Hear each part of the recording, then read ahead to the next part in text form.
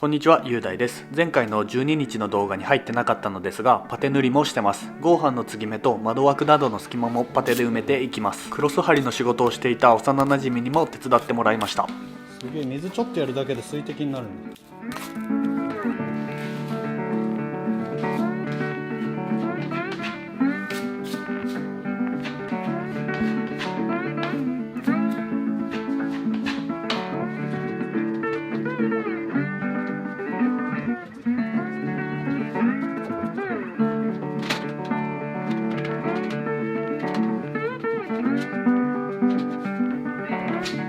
うわ、すげえ。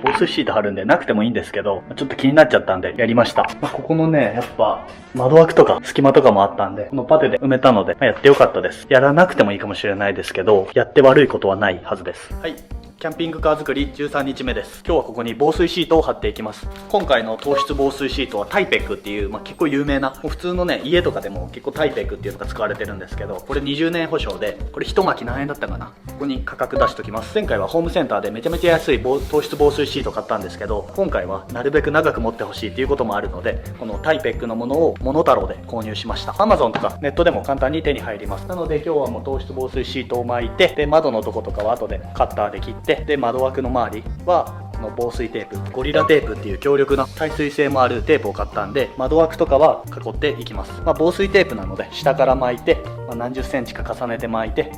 ってやっていきます。で、本当はこう一周させてやりたかったんですけど、一人で作業をやってたりするので、これをいちいち移動したりしてやるのも少し大変だったので、手前の部分と下の部分は先に防湿シートを貼って、で、合板を貼り付けてあります。正直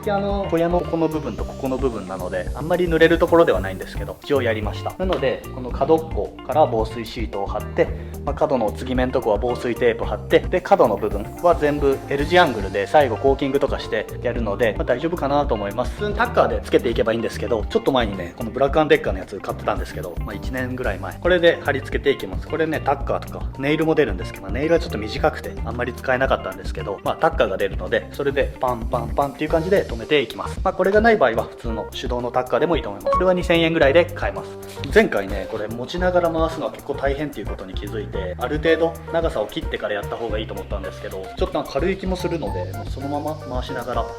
やっていこうと思います。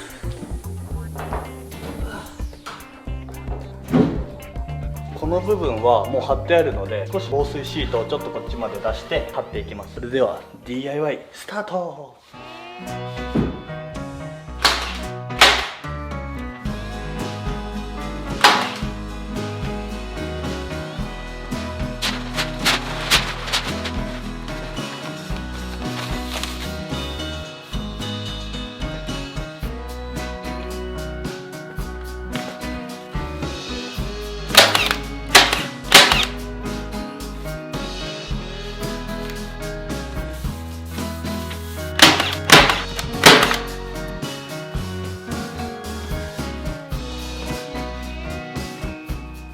少しだけ下の部分が空いてますが、まっすぐ一周するために少し浮かしてます。このまま空いてるところも防水シートをやればよかったのですが、土台の下の部分なのでこのままいっちゃいます。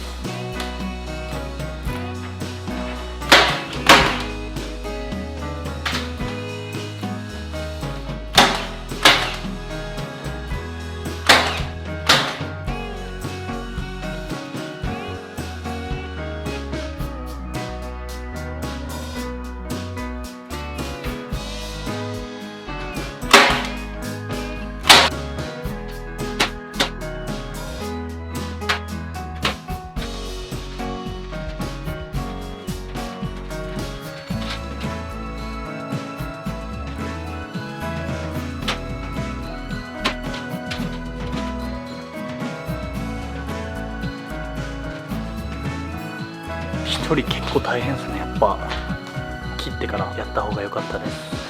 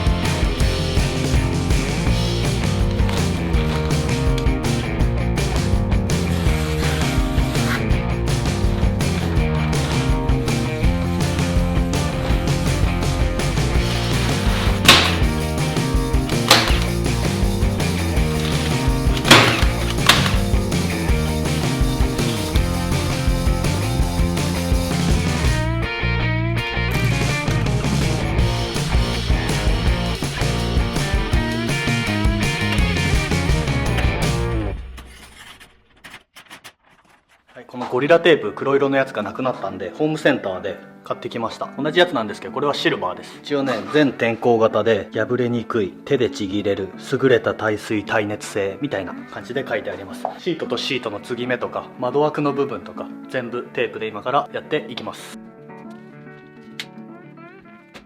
いやそれにしてもめっちゃ暑いです。夏はね DIY もみんなものづくりのペースが遅くなるんですけど完成まではなんとかやっていきます。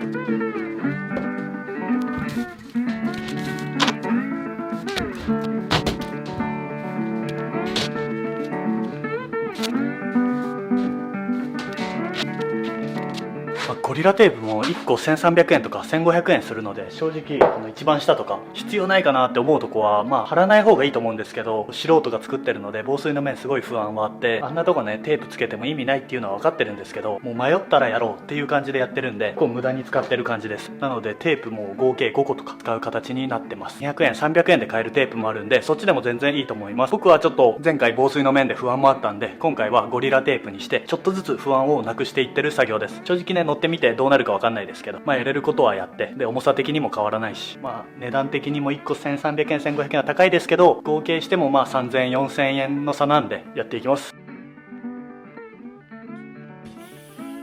防水シートは簡単に破けないようにはなってますが角とかは不安なのでテープを貼りました。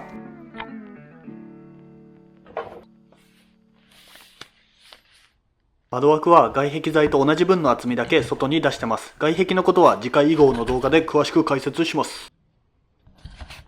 あっち側の窓は木窓なんですけど、こっちはもう普通に売ってる窓にしようっていうことで買ってきました。まあね、木窓もいいんですけど、やっぱりね、しっかり光も取り入れたくて、あとはまあ、こう、スムーズに開いて、網戸もついてて、強度もあって、あと断熱性能もしっかりあるとか考えると、やっぱりね、窓は買った方がいいかなということで買いました。アクリル板とかでもいいんですけど、正直アクリル板はね、だいぶ厚くなるので、アクリル板を二重にするとかいろいろ考えたんですけど、それだったらもう普通の窓買うのと値段的にもほぼ一緒だなということで、窓買いました。今回は複層式って言って、層があるのでちょっと断熱性能も上がります。普通にこういう引き違いの窓と開閉式っていうんですか、そういう窓も一つずつ買いました。やっぱガラス窓だと光もだいぶ入って、で断熱性能もまあ少しあって、あとは何といってもしっかりしてる、しっかり開いてしっかり密閉できる。木窓だとちょっと隙間とかもできるので買ってみました。正直高いんですけど、木窓で枠作ってアクリル板とかそういう系ガラスとかで2層作ってとか自分で自作してもなんだかんだ1万円とか意外とね費用もかかってくるので2万円で結構迷ったんですけど、今回は買ってみました。2号機ももちろんなるべく節約っていうので作ってるんですけど、やっぱ少し使うところは使うみたいな感じでやっていきたいと思ってるので、めちゃめちゃ迷った挙句買いました。さっきちょっと見たんですけど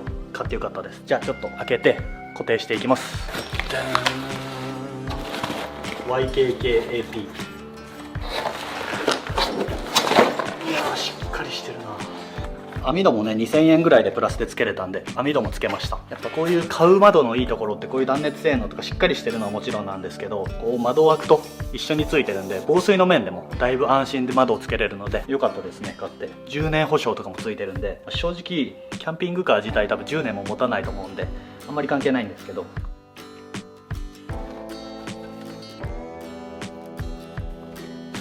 ここに枠を取り付ける枠みたいなのがついてるので、この窓枠のサイズとしてはここに合わせれば大丈夫ですね。ここの横幅とここの縦幅、キャンピングカーの窓の枠は作ってあるので、それをはめて外からビスを打っていく感じです。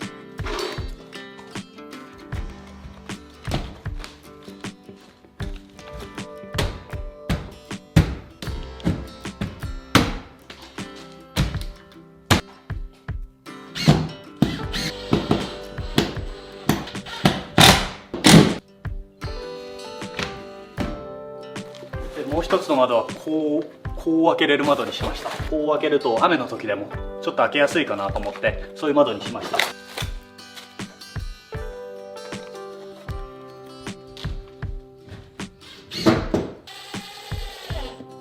う防水テープで守って、でその上に板を張っていく感じです。プラスでコーキングして窓枠も打とうかなと思ってます。